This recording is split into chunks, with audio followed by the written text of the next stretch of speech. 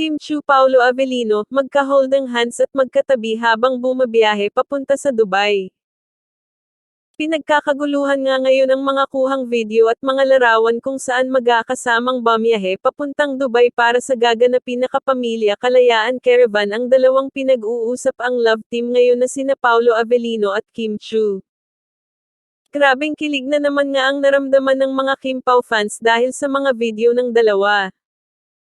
Sa ibinahagi na video ni Kimi sa kanyang Instagram story ay makikita na halos magkadikit sila ni Paulo na naglalakad sa airport habang nasa likuran naman nila ang kanilang mga assistants. Dito nga sa ibinahagi na video ni Kimi ay marami sa kanilang mga fans ang nagsasabi na magka-holding hands daw ang dalawa habang ito'y naglalakad dahil sobrang lapit at dikit umano ng dalawa sa isa't isa. Kahit na hindi kita sa video ang kanilang mga kamay ay paniguradong magka-holding hands umano ang dalawa.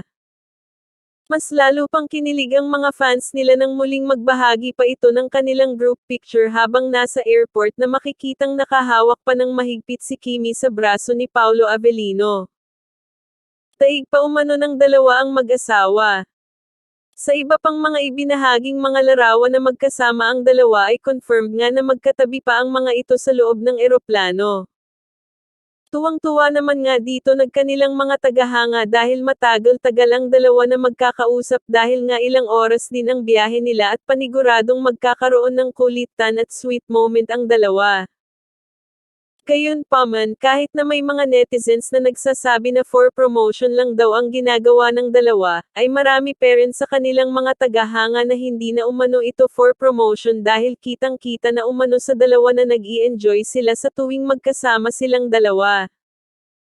Samantala, nakaabang naman ang mga Kim Pao fans sa iba pang mga video na kuha sa kanilang gaganapin na show at sa kanilang mga sweet moments together habang sila ay nasa Dubai.